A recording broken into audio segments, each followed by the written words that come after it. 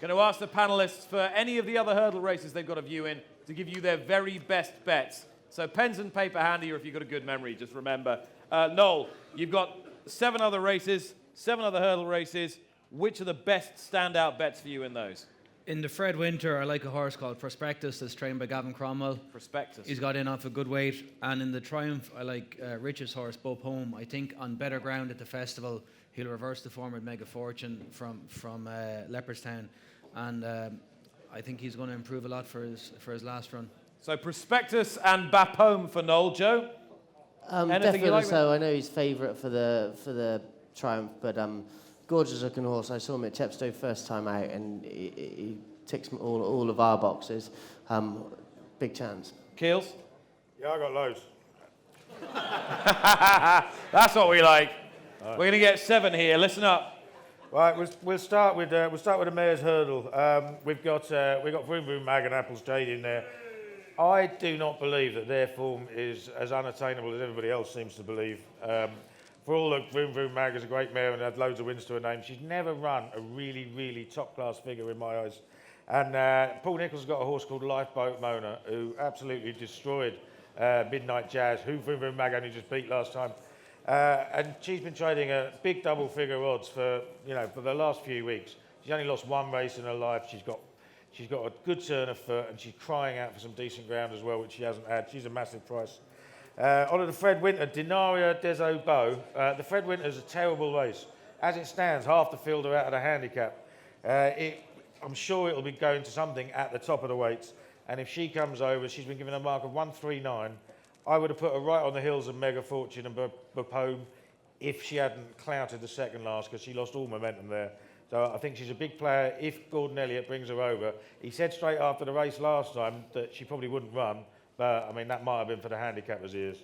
So we'll see about that. In the Pertemps final, Harry Fry's got one called What's His Name? Now, I'm a big fan of Harry Fry, and he's quite sort of strike rate oriented. And it's very unusual for me to think that one of his horses wasn't off. But it looked to me like that at Musselburgh last time. He did say before the race he just wanted to get him qualified.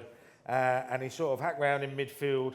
And then they quickened up off a real slow gallop. And he got left a little bit flat-footed, but he was running on nicely at the end.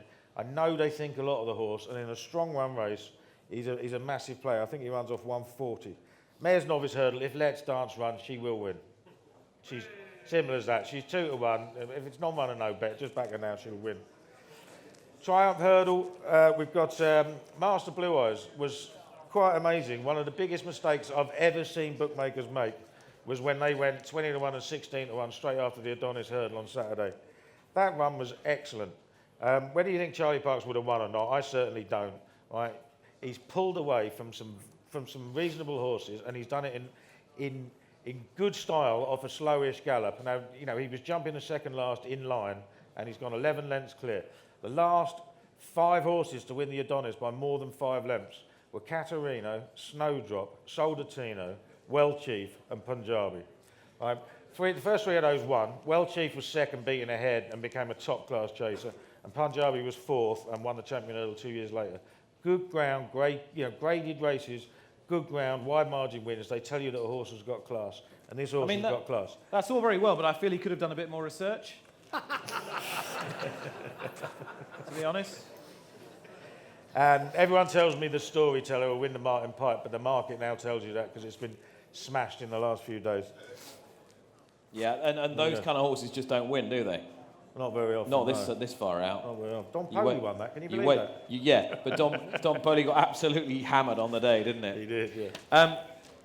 Rich, do you have any views? You don't have to be as comprehensive. Oh, hang on. No. Oh, no, hang on. He wants to say more. Go on. You spoiled this. I cocked it up, you see. There's not 7 races, 8 races. The County Hurdle is not on that list. What's going on?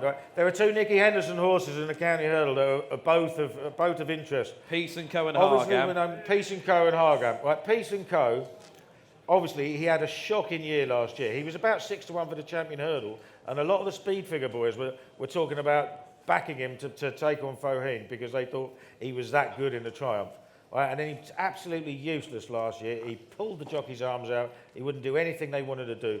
He had a gallop at Kempton on Saturday, and while these racecourse gallops, I wouldn't pay any attention to them most of the time. He settled.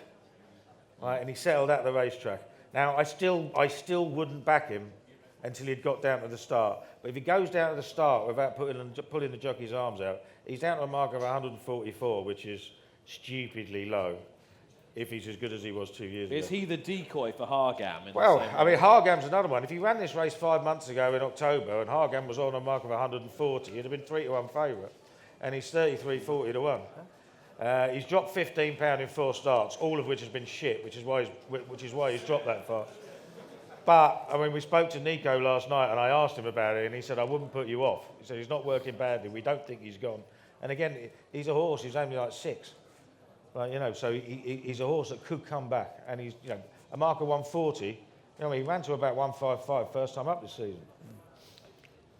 Rich. I'll give you a quick canter through. I think in the mare's hurdle, I think clearly something was wrong with Vroom Vroom Mag the last day. She wasn't herself. She was coming down with something. We gave her a course of antibiotics when she got home. She seems back to herself. I fancy her big time in that race. The Coral Cup, wide open per usual. I wouldn't disagree with Paul's views on that. Don't have a view on the Fred Winter, although I don't think it's a great race this year. The Pertemps, depends who's trying on the day. Mare's Novice Hurdle, I think if Let's Dance runs, she'll definitely win. The Triumph, Defe de Sol, if the ground is soft, will romp home. He wouldn't be out of place in the Champion Hurdle if the ground was soft, in my opinion. But if it comes up good ground, I think Beaupome has a chance to be in the first 3. In the Martin Pipe, we have a few horses in that. One is Thomas Hobson, who's top weight, another one horse that can't jump. But we have a horse in there called Koshari, who I think is well handicapped. Wherever he runs, he must have a good chance. All righty.